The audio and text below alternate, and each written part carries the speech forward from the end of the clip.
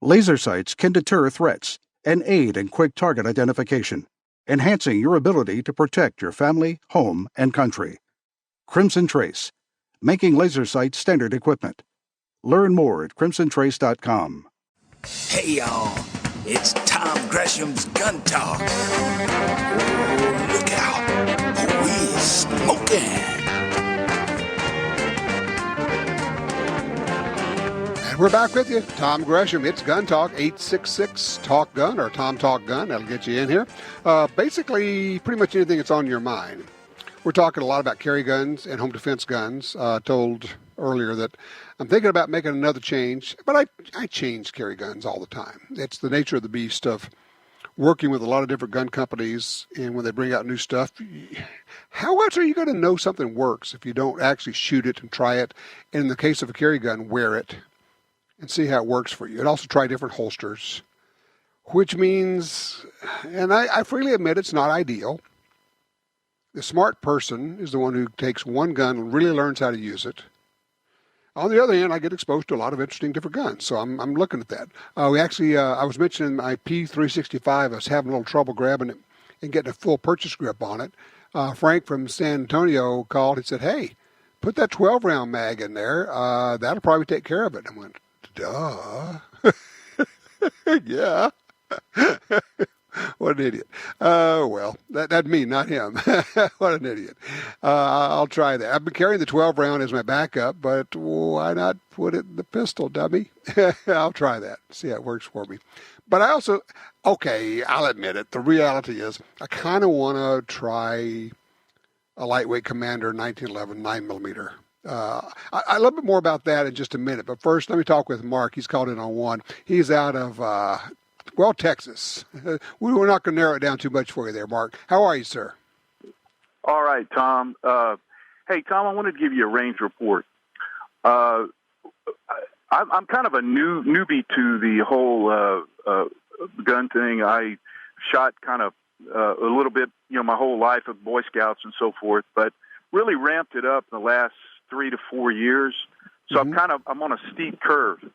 So one thing I've noticed talking to some of these other folks in the gun community is how few their memberships are. They have no memberships or very little memberships in any organizations. Their state organizations they're not members of. National organizations they're not members of. So I started doing a little digging and research. And so to make a long story short, I'm a life member now of the NRA, the Second Amendment Foundation, the Texas State Rifle Association, and the Louisiana Shooting Association. And I wanted to, I basically put out the challenge to some of my friends who have been shooting for years, and they've taken me up on it. So now I've got several of them who've joined these and become life members. So I think, we just need to keep putting that challenge out to everybody. Let me ask you a question here. I'm curious about something. When you talk to your friends, these are people who have guns, shoot guns, been shooting all their lives, a lot of them, and you ask them about it, what do they tell you as the reason why they don't belong to these essential gun rights groups? I think it's ignorance on their part. I think they don't have a full understanding of the situation we're in. They don't know that some of these groups exist. I mean, Allen's group, the Second Amendment Foundation, there's not a lot of advertising going around there. And so some of these guys, they know about the NRA, and they may or may not have a membership. Maybe they let it lapse, that type of thing. But they don't, and their state organization, none of them. These are guys who have hunted and have been around as much as you. These guys are their whole lives. And they never heard of the Texas State Rifle Association, TSRA. They never heard of the Louisiana Shooting Association, LSA, LSA.org, in case you're wondering. And you're right, they don't know. And there's no budget because these are little state organizations. They're essential, and they do incredibly good work at the state capitol. They beat back the forces of gun bans all the time. And let me ask you this. I'm kind of trying to brainstorm here with you. yeah, we can all talk it up, but of course, it's that old deal of, in order to talk it up, you got to know about it. And so the people who don't know about it can't talk it up. So here we are. What if, I'm trying to find another way to get the word out. And paid advertising is darn expensive. I get that. But what if we made an effort to get every gun store to put up, I don't know, a countertop display, a thing, or something. Do something at every gun store to try to encourage people to get involved. I mean, Lord knows it's from a long-term investment. It makes sense for a gun store and also for anybody who just cares about gun rights. Do you have any ideas? Yeah, Tom, I think any way we can get the word out, I guess the gun stores, but I'm going to be honest with you, Tom, and I'm going to just tell you, it's a one-on-one thing. If I go, I'm talking to 3 or 4 of my friends now who really aren't, they don't have memberships in anything or very little, and they've been shooting a lot longer than I have. And basically, it's a one-on-one thing. It's getting them to join, getting them to go out to their friends, to their coworkers, and so forth to join, and that's how you spread the word. It's very effective when I look somebody in the eye, and I tell them, "Hey, are you a member? Are you a life member of that organization? What do you mean? Yes, we need you. We need you. I'm now a life member of Alan's group." And I tell them, we need you. We need your membership. We need the numbers. Well, you money, probably have heard, but it's numbers. You've heard me talk about it. I mean, if you're not a member, and if you're not an active member, you're sitting in the wagon, and we're having to pull you around because you're getting the benefit of what we do, but we need the help out here pulling this son of a gun because it's getting heavy, and frankly, we have so many forces against us that we didn't have even 3 years ago. Big money. I mean, we're talking tens and tens of millions of dollars being spent against us to take away our guns, to take away our gun rights.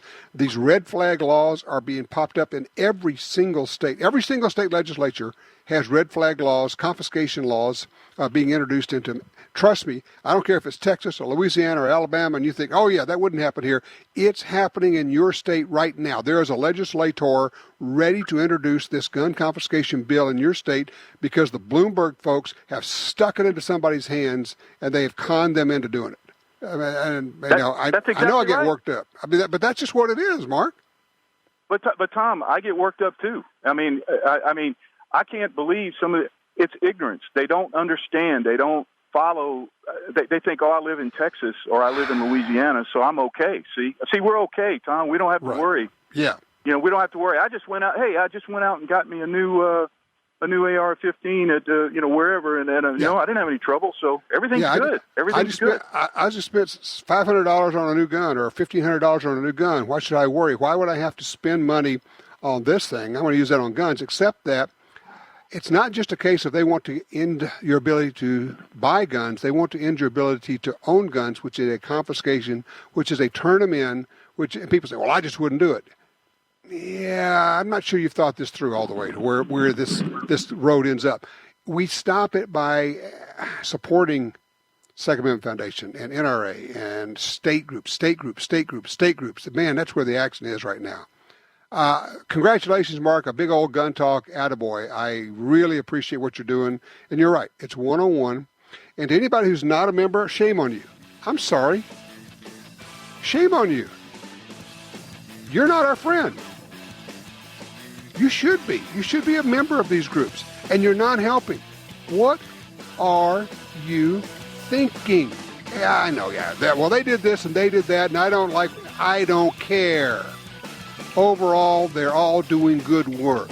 Hold your nose and get involved. Otherwise, your big, fat rear end is sitting in this wagon, and we're having to pull it around, and you're in it. Get out and grab hold and help us out. There, you understand that one? 866-TALK-GUN.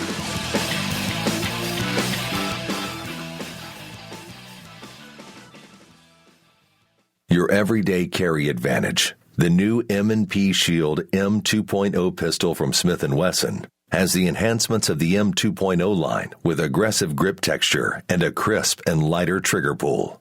Extremely thin and lightweight, you can carry it all day. Also available with an integrated crimson trace laser in 9 or 40. the M&P Shield M2.0. Visit smith-wesson.com. Hi, this is Tom Gresham from Gun Talk. America is losing critical wildlife habitat at a rate of 1 football field every hour. It's happening on the Louisiana coast, but it's critical to all sportsmen and conservationists. These precious wetlands provide winter habitat for more than 10 million ducks and geese annually, waterfowl that migrate north through dozens of states. Don't shrug it off. Get involved. You can help. Visit vanishingparadise.org. Tired of searching the web for the best deals on guns, ammunition, and gear? Download the free Gun Dealio app today for deals and discounts right at your fingertips. Handguns, rifles, shotguns, ammo, optics, lasers, gun safes, targets, gun cleaners, grips, slings, and much, much more. Save money on products you want from the companies you love. New deals, discounts, and rebates added daily. Gun Dealio, available for free in the App Store and Google Play. For 36 years, the U.S. Sportsmen's Alliance has been fighting to protect hunting, fishing, and trapping for sportsmen from coast to coast. Today, we are under constant attack from extremist animal rights groups who want to end your ability to hunt in the U.S. Join us to protect our sporting heritage and our way of life outdoors. To join or for more information on how you can help, go to ussportsman.org. That's ussportsman.org.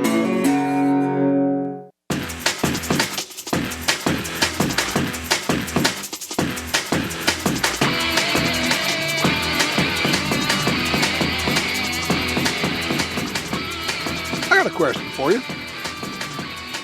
How do you know if you're competent with your self-defense gun?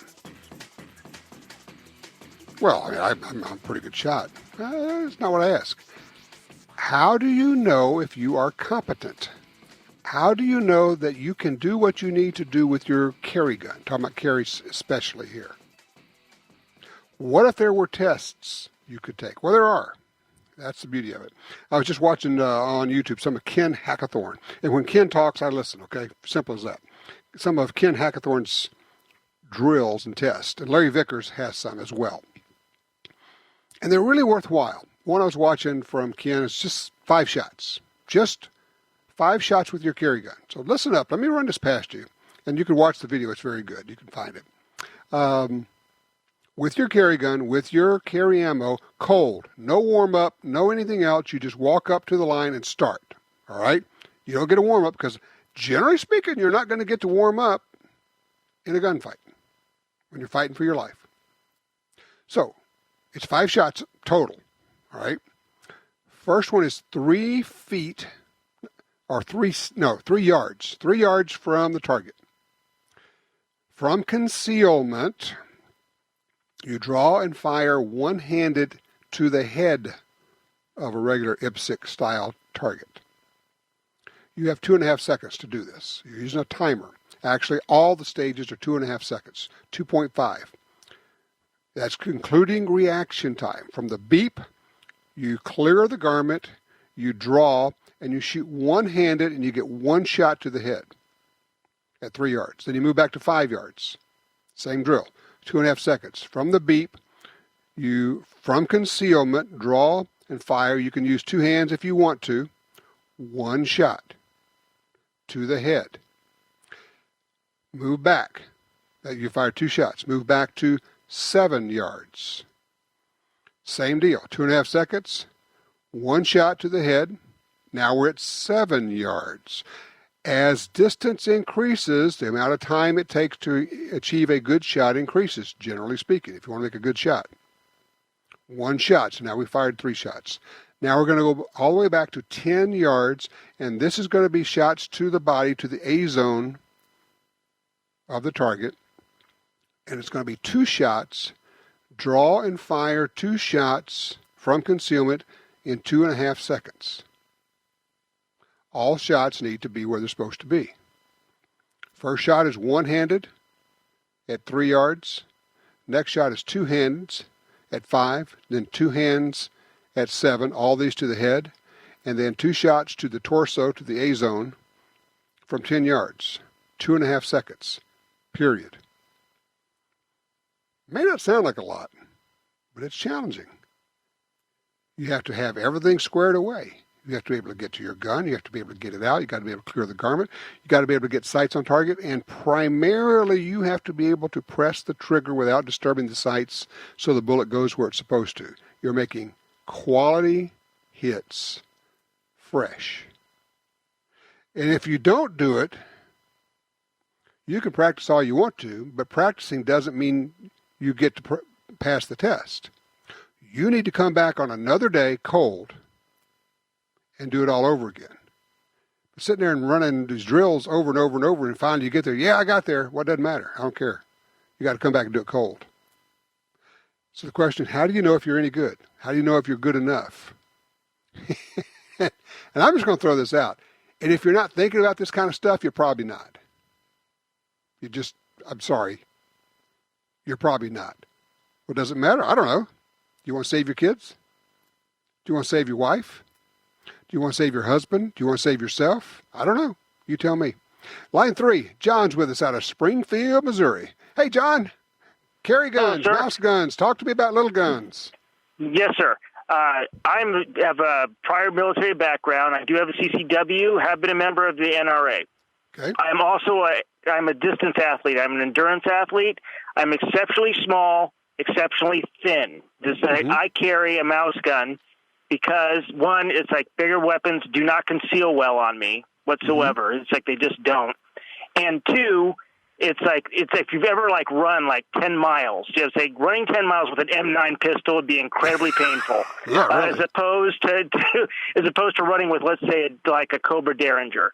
My question for you, sir, what is your opinion of mouse guns, and can you recommend any good 22 defensive ammo?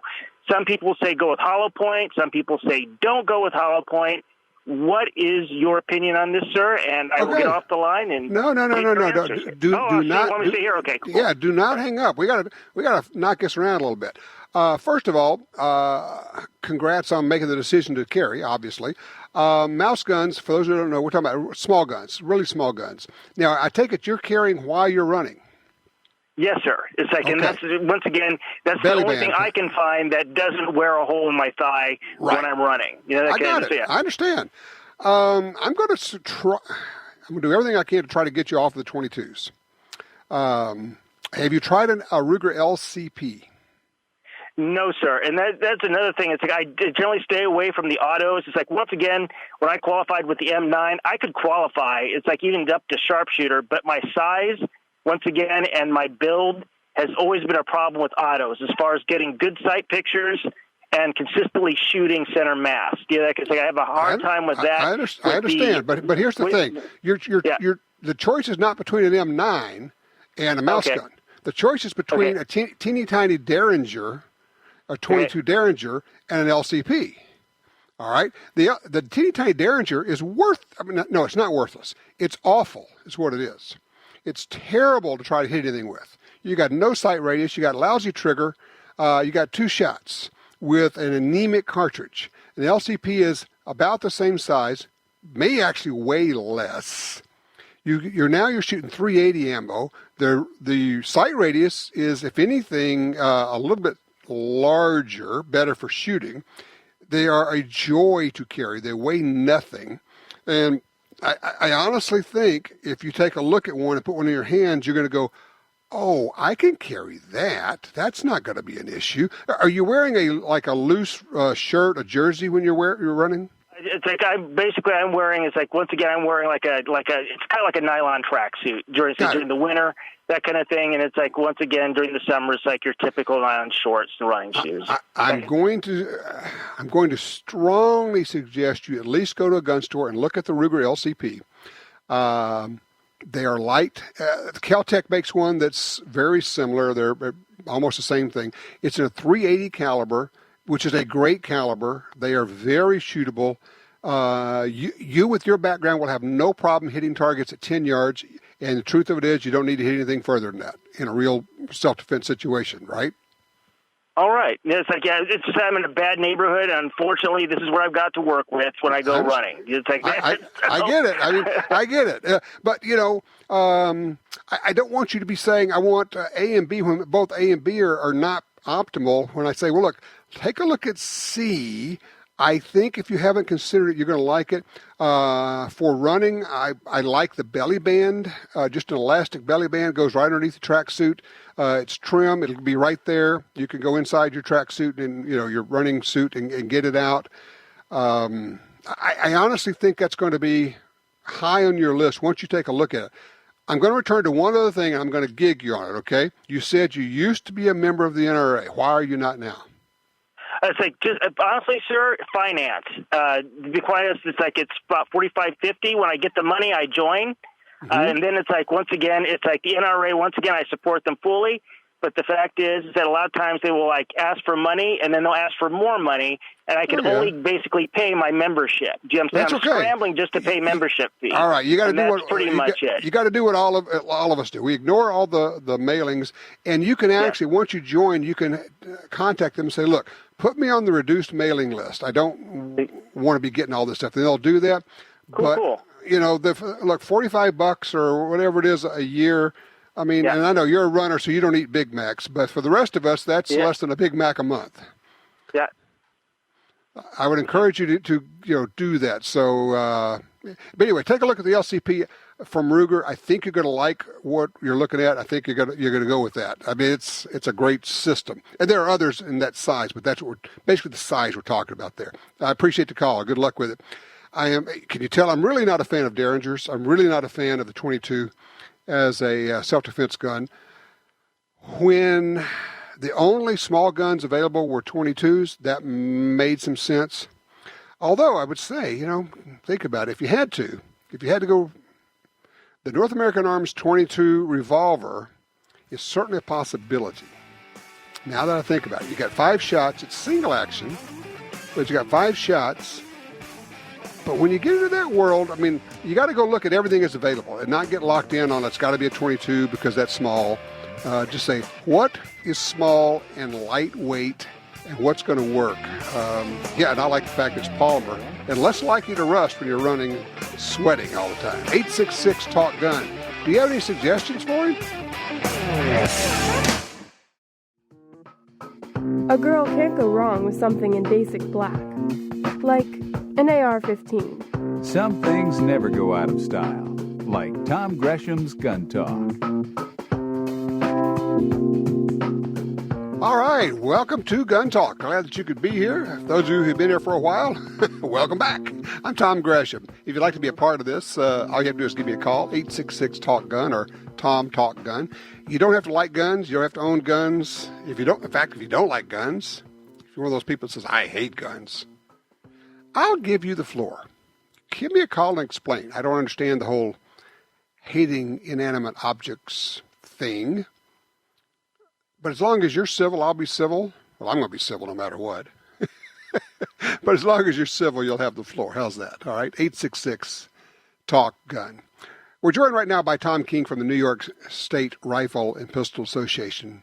Tom's been on here before, but we have big news here involving the state organization and the city of New York and the United States Supreme Court. Tom, welcome and congratulations on getting this to the Supreme Court. Hey, Tom, it's good to be on a show again, and thanks for the invite, and it is an exciting time. All right, for those who don't know, we've talked about it a little bit. Explain the premises law in New York City, because for those of us who live out in the United States of America, it's hard to comprehend. You mean free America? Yes. Yes. Okay. In New York City, if you have a premise permit, you are not allowed to take the gun out of the 5 boroughs of New York City. There are 4 gun clubs within the city where you can go to train, and that's it. Most of them are private. So it's really a problem. There's been cases of premise permit holders who were going out to, say, front sight or gun sight, and they were stopped at the airport when they declared their firearms. Their guns were confiscated. Their pistol permit was confiscated, and it's the way it has been in New York City, totally infringing upon our rights. And we've been after 5 years ago. We filed the suit, and it's taken us this long to get to where we are. Okay, now. so theoretically you could get a carry permit in New York, but it's almost impossible. You got to be connected and all of that. But for most people, that's just not going to happen. It's just for most people that's just not going to happen. So then you get a premise permit, which means you can keep the gun unloaded in your home, and then you're allowed to carry it to a shooting range within the city of New York. But even though you own this firearm, you paid for this firearm, you passed the FBI's background check, you have this firearm, it is illegal for you to take it with you to the rest of the United States of America, right? Yeah, or the rest of New York State, for that matter. That's true, the rest of New York State. Good point. So you couldn't just I have a home in upstate New York, and I'm going to go visit my home up there. I'm sorry, you're not allowed to take your own firearm up there. If you do, you could be arrested, you could be charged, and you most certainly will lose your pistol permit. Yep, that's right, and it's really interesting because some of the advice that I've heard from gun owners that have been given to them by the NYPD is just go buy another gun upstate and keep it up there.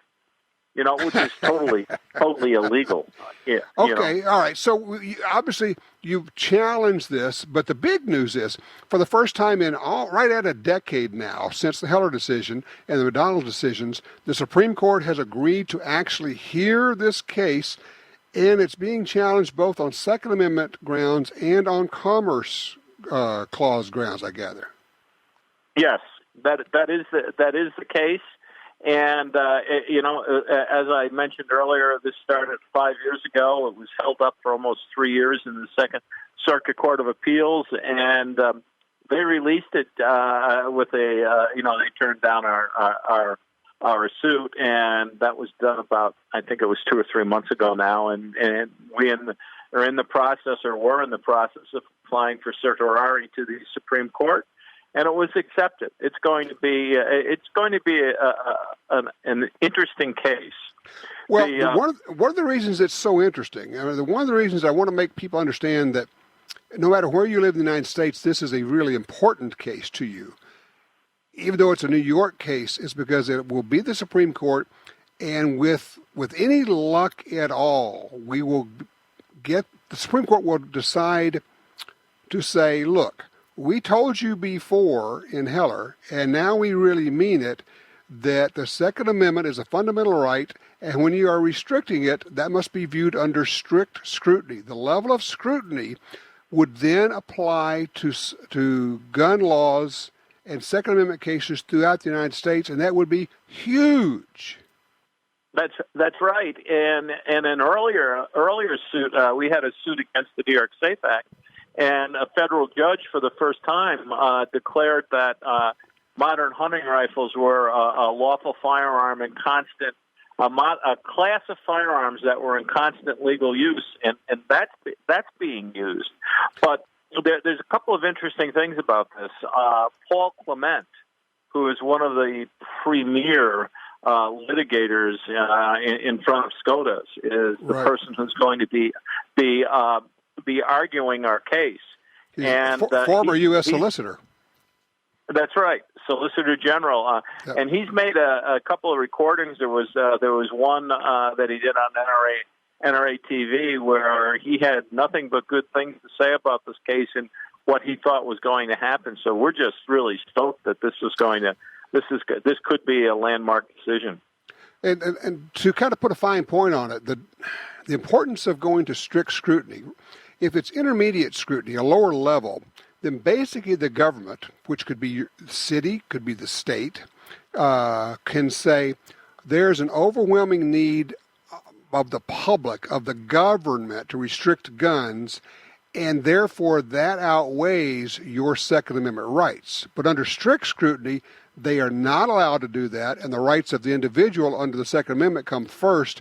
And whatever powers the government wants to exercise must come behind that, and they have to protect the Second Amendment, your gun rights, in any of these laws and any of these rulings.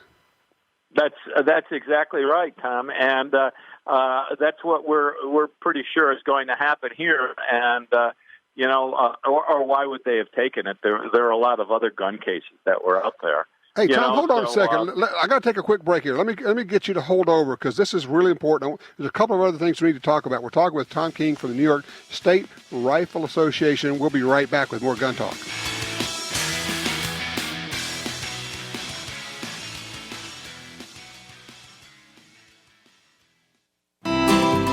Are you looking for a place to shoot? The National Shooting Sports Foundation has a great website called wheretoshoot.org. It's the largest database of shooting ranges on the internet. It's also a great resource for shooters where you can find video tips, printable targets, and a lot more. Find it online at wheretoshoot.org. And while you're there, download their free iPhone app. That's wheretoshoot.org. Attacks happen every day. How will you react? See real people put into real-life criminal attack situations on First Person Defender. Discover what works and what doesn't. Kidnapping, ATM robbery, home invasion, and other attacks. Learn how to save your life and the lives of your family. Get the entire first season on DVD at shopguntalk.com. Get prepared. Shopguntalk.com. Perhaps more than any other landscape, wetlands embody the life-giving abundance that nature has to offer. And perhaps more than any other organization, Ducks Unlimited is working to ensure that our continent's wetlands not only survive, but thrive for generations well beyond this one. The time is now to band together. The time is now to rescue our wetlands. Laser sights are an essential firearms training tool, improving the skill level of the shooter by enhancing proper fundamentals like sight alignment and trigger control, and providing life-saving practices that can be depended on in moments of crisis. Call 800-442-2406 or visit crimsontrace.com for a free copy of our laser training video, The Laser's Edge, and learn why Crimson Trace is making laser sights standard equipment.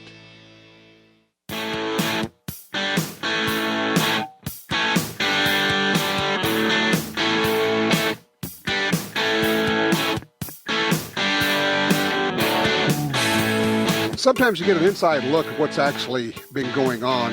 Retired Supreme Court Justice John Paul Stevens has a book coming out in which he describes the way he tried to undercut the Heller decision, working on it before there was even a decision, working on his dissent, which is highly unusual.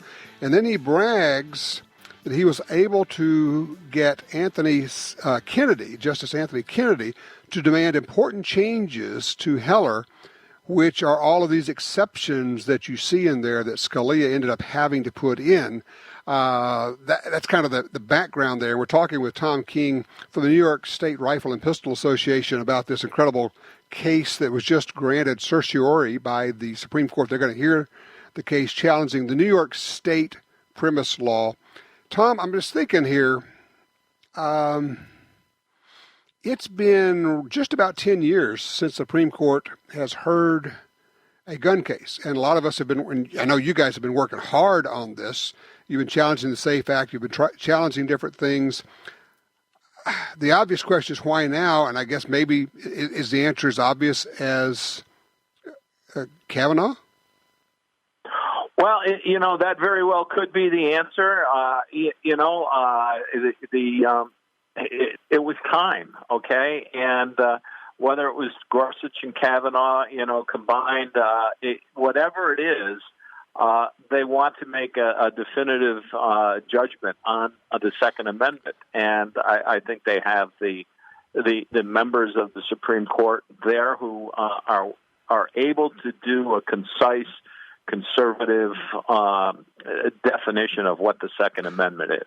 Well, the lower courts and the appeals courts, in many cases around the country, for a full decade, have been flipping off the Supreme Court, shooting them the bird, basically saying, we don't care about Heller. You're telling us you don't care about Heller. You won't accept any of the cases.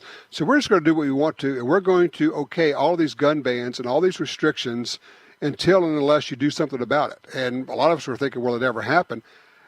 I'm going to go back and mention, It was the election of Donald Trump that made this happen, people. And we kept saying it's about the courts, it's about the judges, it's about the seats, and that's what it's about, and that's why we've gotten to this point. Tom, if you would explain also the SAFE Act, because I know that you're saddled with it, but if we get this case decided our way, can you come back and challenge that again? Well, the SAFE Act essentially banned any of the modern sporting rifles, okay, and it limited magazine capacity to 10 rounds, and there were some ammunition variables put in, like a background check and all that, but none of that has worked other than the SAFE Act limiting the magazine capacity to 10. And but as it stands right now, we would have to take our lawsuit start over right from the very beginning, okay? And there are a couple of other lawsuits that are moving about the nation. One of them right now will be applying for certiorari to the Supreme Court very shortly, and that's an assault weapon ban out of Maryland. Right. And that's taking the lead right now. We're going to be we're going to be doing an amicus brief on it based on the New York SAFE Act and what has happened here in New York. So right now we're pushing on that one. We're pushing that one ahead because it's there rather than having to go another 2 years. And it's a good case. And it's a good case. Yeah. And for those who don't know, let me back up also. In the Heller decision, Anton Scalia wrote in there, essentially, not his words, my words, you cannot ban guns which are in common use by the public. They're in lawful common use. And that would be the cornerstone for challenging these bans on semi-automatic rifles, because if you have 10 or 15 or 20 million of them being used by Americans, no one in his right mind or her right mind could argue that they're not in common use. And if they're in common use, according to Heller, you cannot have a ban of them, right? That's right. And, it's funny, Tom, during the SAFE Act trial in the Second Circuit Court, the district attorney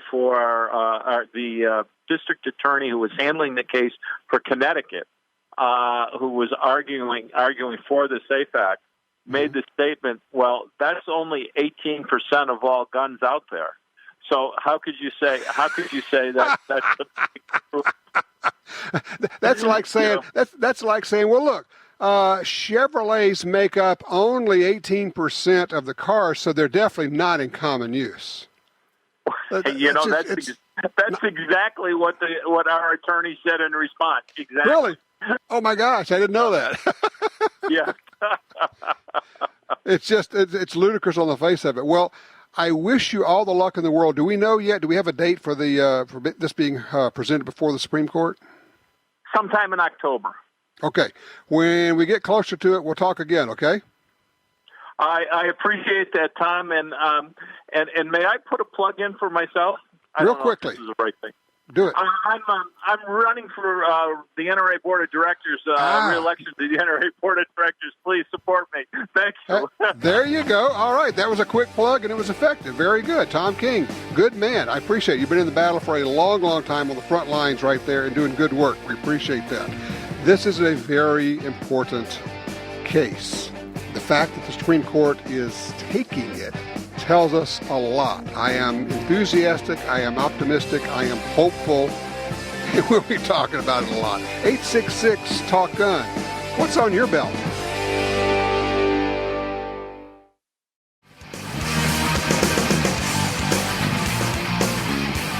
Watching all of these lawsuits, I know the Second Amendment Foundation has 35 and maybe now be up to 37 lawsuits it's engaged in. The NRA has lawsuits going. Others have lawsuits going. It's where the action is. It's in the courts, not in Congress. Although there are gun ban and gun confiscation laws being introduced into Congress right now. They call them red flag laws, but they are a lack of due process. I will confiscate your gun if your crazy neighbor or your sister-in-law who hates you drops a dime on you and says, he said he was going to kill me and he has guns, they come and take your guns away. No court, no judge. It's just a confiscation law. We'll talk about that a little bit further as we go along. But first I want to talk with Greg. He's on line 3 out of Frisco, Texas. Hey, Greg, thanks for calling us. What did you hear? Some guy at the gun show I was just at, over there at Louisville Gun Show, said that Ruger supports Hillary Clinton and a 10-round magazine ban. What do you think? Well, I'm saying I don't see Ruger doing that at all, because they're just not. That's not Ruger, I wouldn't think. No, but I was just curious if it's true. Here's where that probably came from. If you go back about 25 years, 30 years ago, quarter of a century, Bill Ruger, who's been dead for 20 years, and the Ruger family has not owned the company for a couple of decades. Bill Ruger actually floated the idea of a 10-round magazine limit. That was dumb on the face of it, and he was severely chastised by the firearms buying community. But the Ruger that exists today has nothing to do with the Ruger family, nor with Bill Ruger, and trust me when I tell you they have nothing to do with gun control. I know things. I know that there have been people, highly placed people, who came to Ruger and said, we would like for you, we think we should take a stand on this that's a little bit softer. And I know that the CEO stood up and said, that's not going to happen. If you need that to happen, then you need to fire me. Because I'm a shooter. I support gun rights. This company supports gun rights. That's never going to happen while I'm here. I know this to be fact. Okay? Yeah. So, on the face of it, it doesn't make any sense. But I understand it may have come from that old story of Bill Ruger and his floating the idea of the 10-round magazine limit. You will notice that a whole lot of Ruger guns have 15, 17, and 30-round magazines from the factory. I don't think that's going to happen. I don't think they're ever going to be promoting anything like that. But you know what? Rumors like this, I call them old wives' tales, are like mosquitoes. You cannot kill them all. They keep popping up everywhere. So, just there it is. Let me see what we got. Oh, shoot, we don't have time. Tell you what, Jerry, don't go anywhere. We're going to probably end up having to call you back. But don't hang up. We're going to get to you, okay? When we come back, I want to talk to you about reloading. Is it a smart thing to do today? Is there any reason to? Well, yes and yes. And there's a reloading road show, and it may be coming to your town where you can go and learn more about this. We're going to have all those details. Also, we're going to be talking with a state legislator in what you would think of as an anti-gun state, introducing pro-gun legislation. It happens. It happens. It's out there. In the meantime, here's what I want to know. What are you carrying and why? How did you come to that decision? If you're not carrying, if you said, okay, that's not for me yet, I want to know why. What if you're not carrying, if you don't carry a gun for protection, what would motivate you to do it? Is there anything that would get you over the hump to that point? 866-TALK-GUN or just dial Tom Talk Gun. What are you carrying? How did you get there? I'm Tom Gresham. We'll be right back.